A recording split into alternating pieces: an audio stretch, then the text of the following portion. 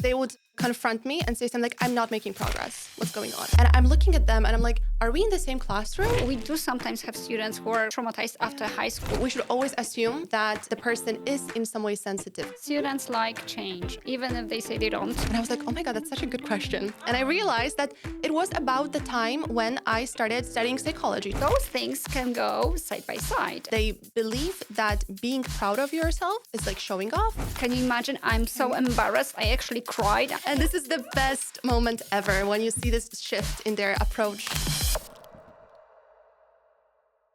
Welcome to our podcast, AKN, and today our guest is Cornelia. Hello.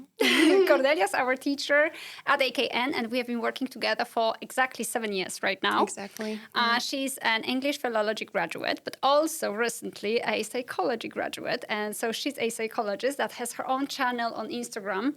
I would absolutely like to invite everyone to watch because it's super interesting. Is there anything else, Cornelia, that I should say about you?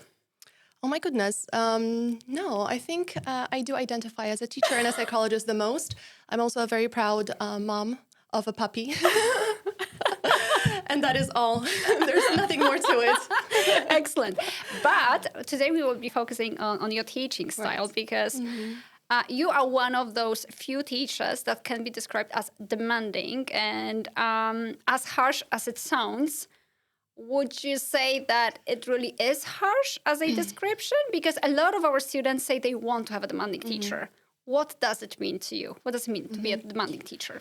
You know what? It's actually pretty funny because I've never considered myself a demanding teacher until you and I believe Aldona have dubbed me one. And I started thinking about it and I was like, you know what? Actually, I've always been quite demanding of myself. I've always had quite high standards for my own performance. So it does make sense that it would translate onto my teaching style. And so I've come to kind of embrace it. Excellent. Thanks to you guys. But yeah, it does sound harsh. And it's true that a lot of students say that they want a demanding teacher without truly knowing what that means. That is it. I think very often we have this association with those teachers from back at school, for example, who were demanding, meaning they were very strict. Yeah. But there was something missing on their part. Like they would demand from you a lot, but they weren't giving a lot back, you know? So I think that it's really not as harsh as it may seem, because, being demanding, at least for me, when I think about it, is first and foremost being demanding of yourself as a teacher. Because it's kind of natural that if you demand of yourself more, then you're going to demand of your student as well. But it's always a transactional type of thing. Maybe transactional doesn't sound well either, but it's a two-way dynamic, right? So from my perspective, what it means to be demanding of myself, first and foremost, that would mean being prepared, right, for class, for my students, but also during the class, being engaged in it, being active, actively listening and so on, not allowing errors to just slip by because I don't feel like correcting them. So I cannot be lazy myself, right? So obviously, if I do all of those things and I have these standards of myself as what I want to be like as a teacher, right, I'm also going to naturally expect more from my student because I will correct those errors. I will note them down. And so I will ask about them in future classes, for instance, right? So I think that this is kind of the approach that I have when it comes to being demanding. But from this more kind of obvious perspective, what does it mean to be demanding of your student? Clear rules in the classroom, meaning, for instance, if you don't do your homework, we do it in class together. So we essentially waste time, right? Exactly. So, those kind of things, but also kind of pushing your student to step outside their comfort zone a lot. So if they're talking about something at length and you feel like, oh, there's a better word for this. Yeah. So you can kind of interrupt them and ask about it. Try to use this new word. We've learned about it recently, right? So all those little things as well. But yeah, clear rules, pushing your students to step outside their comfort zone. So if they don't like speaking, speak as much as possible. If you don't like listening to something without subtitles, you have to do it from time to time, right? And yeah, so I would say that this is kind of the definition for me of what it means to be a demanding teacher. And how do you manage to, because I think the key word here as well is consistency. A lot of people do introduce their roles, but they don't necessarily stick to them. Is that a difficult thing for you to do? And does it play a role? It's super difficult. It is super difficult. And I observe this in my own experiences with students, especially if we're working for a really long time together. I see that those rules kind of tend to be a little bit more flexible. Right. And I always have this kind of inner discussion with myself. Is it really necessary to stick to those rules, for years? Because at some point, I feel like students kind of internalize them, and they become experts in their own learning process. And very often I've had these situations when students were giving me, like, I asked them, like, okay, so I've noticed that we stopped kind of sticking to this rule that we introduced at the beginning. How do you feel about it? Do you feel that it's, you would like to go back to what we introduced at the beginning, or if this teaching style is okay for you? And honestly, I've had both kind of scenarios where students were like, no, I would really like to go back to this more kind of strict, demanding style because I feel that I'm kind of getting a bit lazy. And then, of course, I would be like, okay, perfect, let's do that. But on the other hand, I've also had students tell me, like, you know what, actually, I much prefer this version of our lessons because I feel a little bit more in control. That, for example, I'm not being kind of like pushed so much, but I feel like it's kind of my journey now. You've taught me how to study, what to do, and now we're just kind of like letting it flow, Right. So it's difficult to be consistent for sure. But I think at the end of the day, it's also the students' kind of input, which kind of determines if it's a good thing or a bad thing. Absolutely. I've had the same experience. Students like change as well, even if they say they don't. But sometimes you just notice it on your own, and sometimes it's just a natural consequence of everything that's been happening, right? Exactly. Yeah. And so, like, have you come across a student that also turned out to be demanding in a sense of them demanding a lot more from you than they were eager to give themselves? Oh, I'm sure I have. I can't think of one specific student right now, but I've definitely had these situations where I felt kind of like it was almost unfair because they would confront me and say something like, I'm not making progress. What's going on? And I'm like, wait, haven't you like not done your homework for the past 5 weeks? Exactly. But it's always like, I always try to think of it like what triggered this kind of confrontation in them. Yeah. Because it's their own frustration with something else. For instance, I don't know, they had a meeting in English at work. It didn't go as well as they wanted it to go. Yeah. And so they were kind of like looking for a way to rationalize it. Like, why did that happen? And then I always try to be like very open about it and be like, you know what, I understand this kind of a frustration that you might expect more from me. And I'm willing to give you more. But I also have to see this kind of, on your side as well. And very often these students kind of reflect on it and they're like, oh, you're right.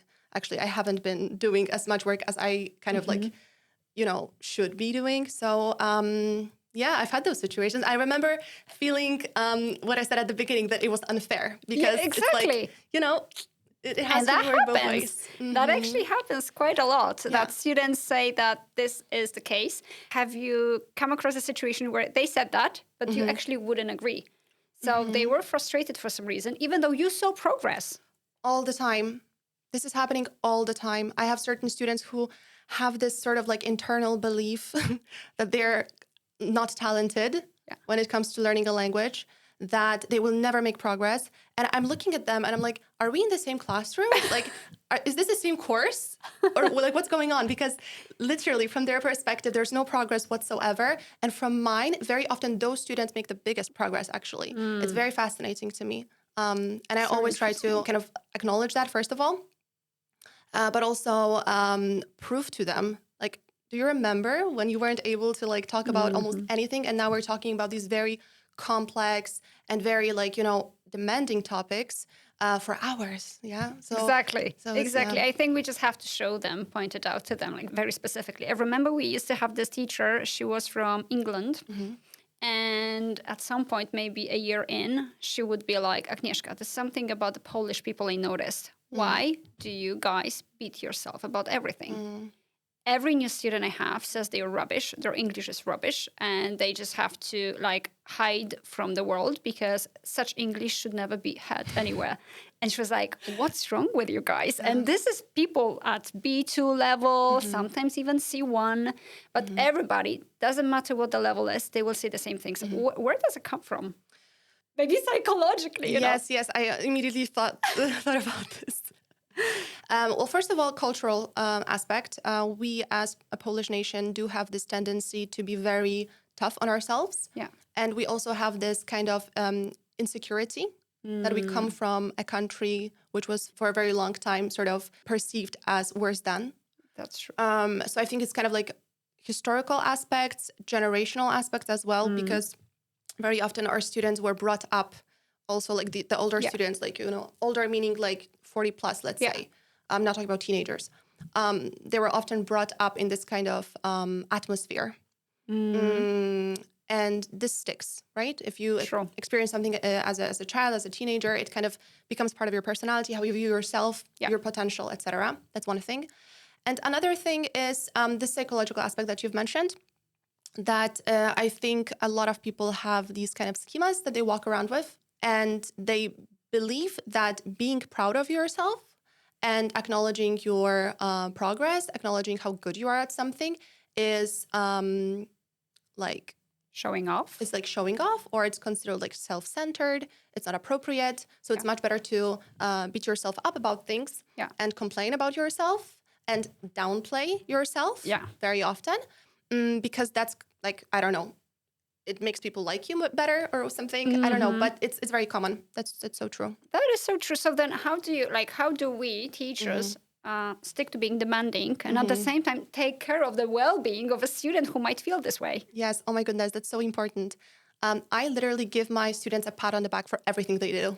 Like they do their homework, like basic translation. I'm like, wow, great job. And it's never faked.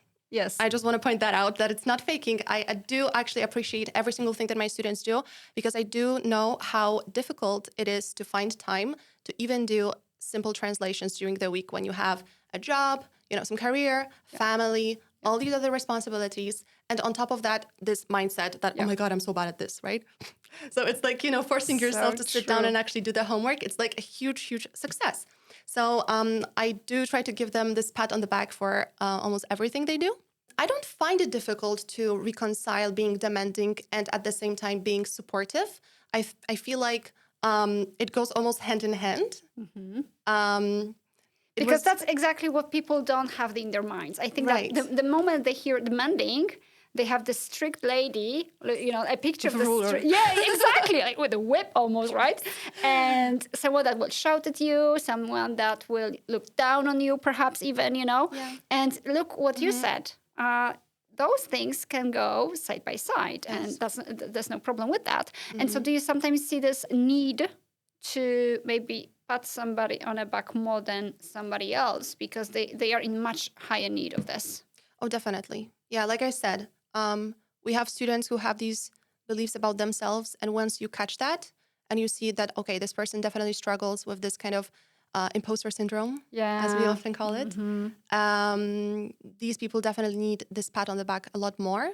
And it's really satisfying, actually, to see, because you can see this when they start to believe in themselves.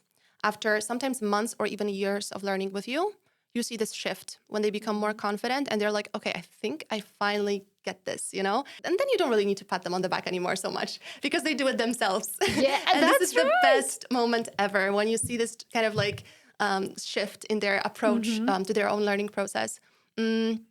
So yeah, but at the same time, I want to point out that there are students who come in and they expect this pat on the back for everything because it boosts their ego. So we also have these students. Right. And then I tend to be more demanding and less kind of like, oh, you're so great, you're so amazing, because that kind of makes them feel like they don't need to do much more work anymore. True. So it's really important to read out the personality of the person. How do you go about it? Like, how do you know what cues are there to read in a person to know that this is this type, this is that type? The energy. Okay. I tend to like read the room a lot. And also something that comes from psychology and it gave me a lot is this kind of transference. Do you know what transference is? No. It's basically, in psychology, no. Okay, so it's basically how the person makes you feel.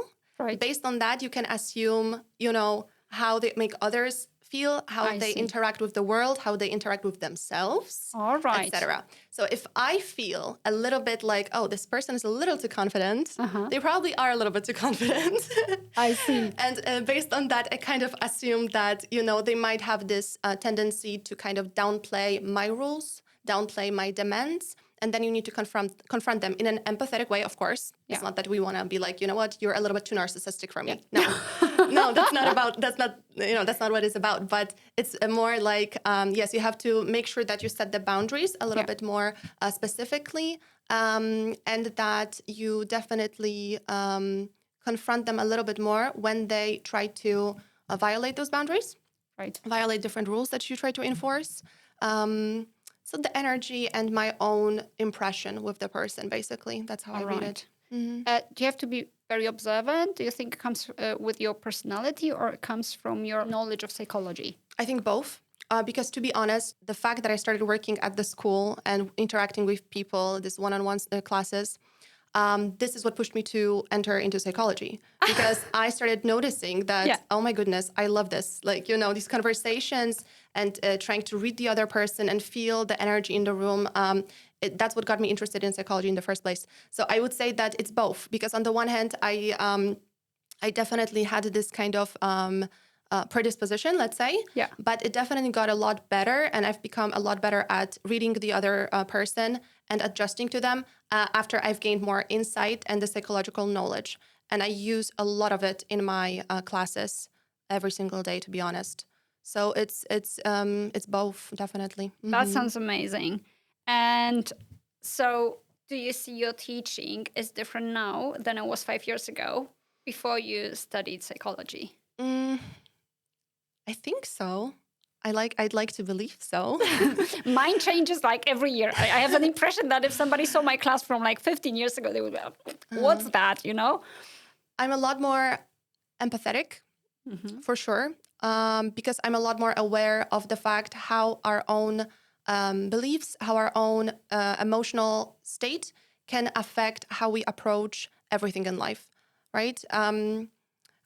I couldn't understand at the beginning when I started teaching how other people could have a different approach to learning than me myself, I was like, oh, I could do it. Why can't you do it? When I was learning English, this is what I did and it worked. Why isn't it working for you? At the very beginning when I was like, even before I started working at the school, I think when I was like 18, that's when I started. So I had like a very narrow-minded perspective. And now being aware of all the different things that could affect our ability to learn, our ability to focus, our ability to be to feel safe, comfortable, and have some kind of trust in the process. I'm a lot more understanding towards my students. So I think that this is what definitely changed for the better. But thanks to that, I also feel much more confident with my teaching. Literally yesterday, I had a conversation with one of my students because we were discussing confidence as a concept, and how it changes over time. And he asked me, when did you start feeling confident with your teaching? And I was like, oh my God, that's such a good question. And I realized that it was about the time when I started studying psychology, to be honest. That's when I felt like, yeah, this is the time when I feel like I know what I'm doing. Oh, wow. And I think this emotional and this aspect of the relationship really contributed to that. So basically, what you're saying is there shouldn't be no teaching without this aspect of psychology, emotions, taking care of that, the well-being of the student, but also of your well-being. Yes. Oh, definitely. Yeah. All right. So how do you take care of your well-being with those demanding students? Do you have those? Because you're saying, you're speaking a lot about these boundaries. We have to make sure they don't overstep certain things, right? But then are there any ways we can do that in? That's a good question. I haven't thought about it. I have this feeling. I'll tell you why I'm asking. Yeah. Because you're this demanding teacher in the, let's say, on the list of our teachers, you're one of those demanding teachers. I am as well. And I never have a problem with certain boundaries being overstepped. And I don't think you do either. But I know there is a group of teachers that have an awful problem with that. And whenever I try to speak to them, I give them hints, like do this, do that, do that. And it seems like they still struggle. And I'm wondering why that is. Oh, okay. So I think I know what you're getting at because maybe I didn't understand at the beginning. Something that I notice is that this kind of demanding approach commands certain respect, not for me per se, because I don't command respect, Sure. But for the classes, for the time we have together, for the materials I provide. And I think that this kind of respect for the process makes the student not willing to violate some boundaries that we have. Like they simply respect them. Yeah. And also, I think from my side, being in a way consistent with those rules and the boundaries, and pointing them out from time to time, maybe not every single time, because I'm flexible. Like, of course. I'm a cool person. Of course you are. But yes, but definitely like sticking to them to some extent also makes the student be like, okay, so they're still there. Yeah. And, I've had situations when people try to overstep certain boundaries. And when I had this feeling, like when I felt violated, like I'm very aware of my own experience. Sure. That's another thing. I'm aware of my emotions. I'm aware of when I feel in some way abused, Sure. and stuff like that. So I'm very much in contact with myself in such situations, and I react on it very quickly, not in an impulsive way, but in a way like, oh, I'm feeling like this person is trying to violate some boundary with me. And so I very quickly confront them about it, but in a, subtle way, so that they know where we stand. Yeah. So do it right from the start. And I think this is the key. Do it right at the beginning. So being able to read yourself, not being afraid of the student, because if you tell them right at the beginning, you just nip it in the bud and that's not going to develop into anything else. And you know what? I think that something that teachers, and I know I had this at the very beginning when I was really young, I was intimidated by some of my students. Because I would get a student who was like, 20 years older than me, with a great career, super confident, huge personality, and they would come in with this energy and they would just take over, the whole classroom. And I would feel intimidated. And so I would kind of allow them to, just go with the flow, do whatever they want. And this is a big mistake because, of course we try to be companions, right, for the students. But actually this relationship is asymmetrical. It's not, we're not friends. I'm your teacher, you're the student. And even if, your career is like much greater than mine, let's say, in this specific situation here and now, this is the dynamic. Absolutely. And we have to be very much aware of that as teachers.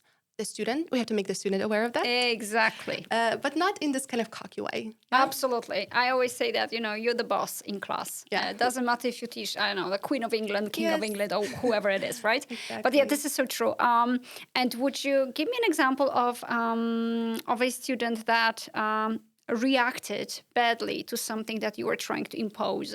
And then how did you handle this situation? Yes. I had a student once. She was great. I loved working with her. And I saw great potential. She was like at A2 plus level when I met her. Yeah. Very quickly we got to B1. She was super motivated. She worked really hard.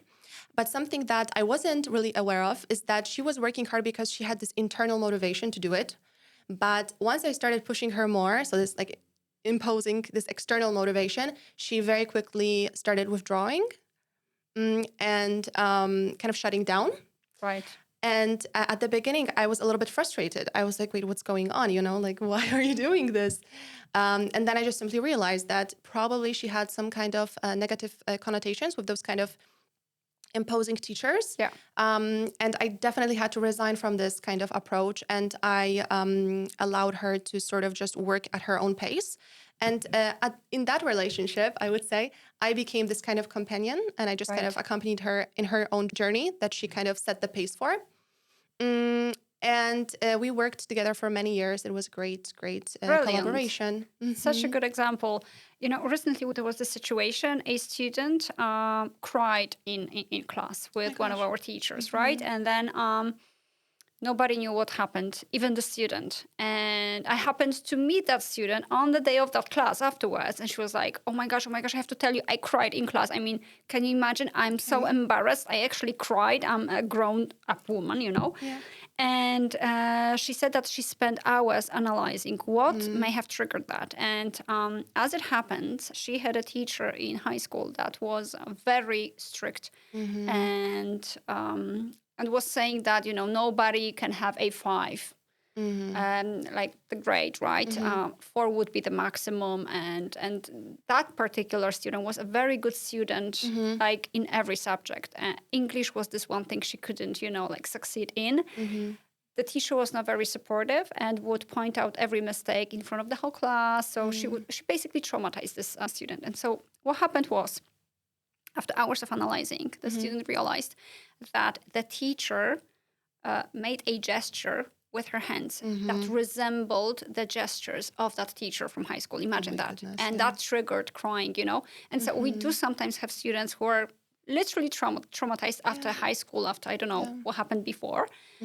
Is there any way we can deal with that? Of course we can. But I'm wondering, like, it depends, I think, a little bit on how open the student is willing to be about it with us. Because if they are aware of this and they are willing to tell us about it openly, and that, kind of builds this trust between the student and the teacher, and we're able to kind of, bear in mind what things we shouldn't do because it may trigger the student, then that's great. But I think that very often the students themselves are not aware, first of all, or they're not willing to talk about it out of shame, fear, whatever. True. And then I think the only thing we can do, and this is the approach that we should have from the very beginning by default, whether we know, whether we don't know if someone is traumatized, big word, but, let's use it. We should always assume that the person is in some way sensitive. So we should always be empathetic. We should always be understanding. We should always be very supportive. And something that I believe is that if we want to be demanding, for example, if we want to be pushy with our students, we have to have a very good foundation. And this is the trust that we build from the very beginning of the relationship, right? Because if I am a little bit more pushy with my student, or I try to impose something on my student, along the way, if the foundation is good, if this trust is strong, they're not going to feel rejected. They're not going to feel attacked. They're not going to feel like this relationship is in some way strained and they, just drop out, you know? No, they're going to stick to you because they're going to be like, okay, so this is like one little incident that maybe, triggered me or something, but we have all of these great conversations. We have all of this, great trust that we have kind of established over the months or years even, right? Absolutely. So I think this is the goal, to assume always that we have to build this trust, this foundation, and then whatever kind of comes up, during this journey, we can handle simply. We can we definitely can. It's very nice that you've mentioned this foundation, because I think this is what we sometimes forget about. And so setting up those roles, building foundation of trust, and making students trust us. Because I always say that you will be the boss in class if the student trusts that what you know, your knowledge that you impart on them is actually something valuable to them. Once they trust you, it will be way easier for you to sell it to them, let's say, right? So that trust, I think this is the key. Do you believe every teacher, because you said that there are two aspects that help you, your internal, I don't know if I can call it an ability to read the room and to read the student, plus psychology. Do you think every teacher needs that in order to be successful? I think it depends on who you teach and what is the goal. Because I can imagine that if you have a classroom of 25 students, you don't need to have this kind of psychological insight into, the psyche of another person. Sure. It's more about reading the room. Whether the class is quite calm, engaged. Those are the basic kind of things that we're also taught as teachers when we're, at university. But if you're working individually, I think that the psychological insight, at least a little bit, like basic knowledge, is useful. I think this is part of the reason why a lot of our teachers are psychologists. Yes, exactly. Right, and this is something that's very valuable for us. So I do encourage teachers generally to read a little bit about psychology, to listen to podcasts about it. It helps. I absolutely agree. Whenever I speak about psychology to students, they love it. I love it. And I always have like a hidden agenda, I want to talk about this one aspect that I believe they need to maybe improve on or understand in order to, have a better relationship with the learning process, basically, Yes. Oh my gosh, amazing. I could talk to you about this for hours, but the time is up. So I am hoping that everybody has learned something. I definitely have. So thank you very much for coming. Thank you for having me. I will see you next time. See you next time.